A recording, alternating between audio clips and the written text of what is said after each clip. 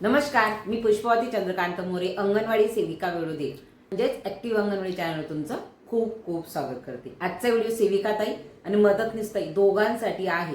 बघा, मी तुम्हाला या आधीच्या देखील 2 ते 3 व्हिडिओज केले आणि त्या व्हिडिओच्या माध्यमातून मी तुम्हाला सांगण्याचा प्रयत्न केला आणि आज परत ती गोष्ट मी रिपीट करणार आहे का खूप साऱ्या ताईंच्या कमेंट आलेल्या आहेत की खूप साऱ्या ताईंचं म्हणणं आहे की आम्हाला अजून या गोष्टी सांगण्यात आलेल्या नाहीत, आम्हाला अजून हे माहिती नाही। तर ताईंनो, हे सगळ्यांना करायचंय म्हणजे करायचंय। तर ते का?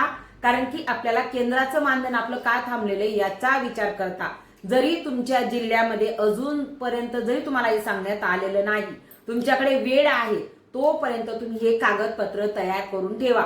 बघा, मी तुम्हाला त्या वेळेत पण सांगितलं, त्याच्यानंतर मी तुम्हाला प्रत्यक्ष डॉक्युमेंटची देखील व्हिडिओ केली, त्याच्यानंतर मानधन का आलं नाही या संदर्भात एक व्हिडिओ केली आणि आज परत एकदा रिपीट करते। तर ताईंनो, आपल्याला आधारनुसार जी स्पर्श प्रणाली आहे त्या माध्यमातून आपलं रजिस्ट्रेशन हे ऑनलाईन होणार आहे आणि हे रजिस्ट्रेशन ऑनलाईन करण्यासाठी आपल्याला आधार कार्ड, त्याच पद्धतीने पॅन कार्ड, आपल्याला बँकेचं पुस्तक आणि आपल्याला एक कॅन्सलचा चेक म्हणजे आपल्याकडे चेकबुक असणं महत्वाचं आहे। म्हणून आपल्याला मी वारंवार सांगते, जरी तुम्हाला अजून सांगण्यात आलेलं नसेल तरी तुम्ही सगळ्या ताईंनी हा व्हिडिओ बघून लवकरात लवकर आपल्या बँकेत जा, जिथं तुमचं खातं आहे। समजा तुमचं पोस्टात खातं असेल, सेव्हिंगचं असेल तर तिथे देखील आपल्याला चेकबुक मिळतं।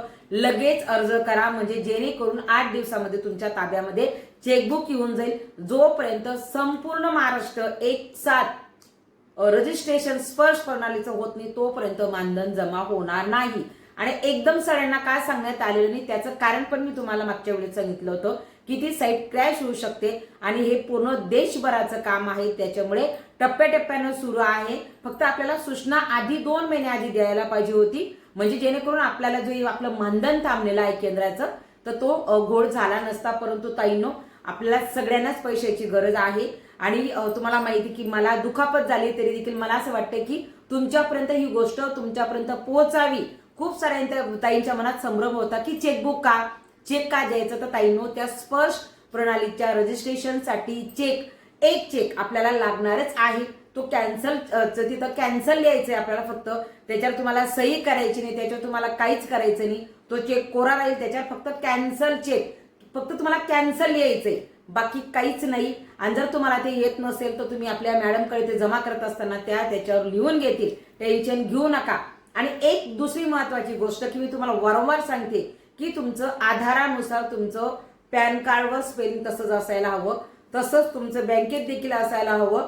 म्हणजे 3 ठिकाणी जर तुमचं तसंच असेल तरच तुमचं रजिस्ट्रेशन होणार आहे, नाहीतर तिथं मिसमॅच होईल आणि तुमचं रजिस्ट्रेशन कॅन्सल होईल। म्हणून ताईंनो, एक कृपा करून तुम्हाला सांगते वारंवार, जरी तुम्हाला अजून सांगण्यात आलेलं नसेल, तुमच्याकडे वेळ आहे, लवकरात लवकर तुम्ही बँकेमध्ये जा। आपलं चेकबुक आपल्याकडे नसेल तर चेकबुकसाठी बँकेमध्ये अर्ज द्या।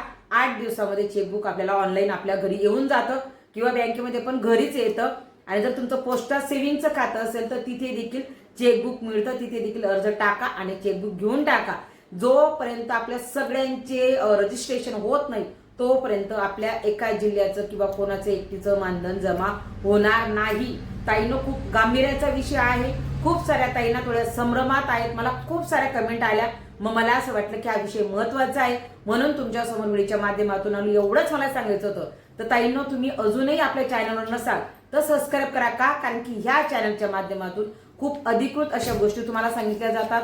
आणि आपल्या पोषण ट्रॅकर असेल, मातृवंदना असेल, तर मी मातृवंदनाला धरून 1-2 दिवसामध्ये परत व्हिडिओ करणार आहे।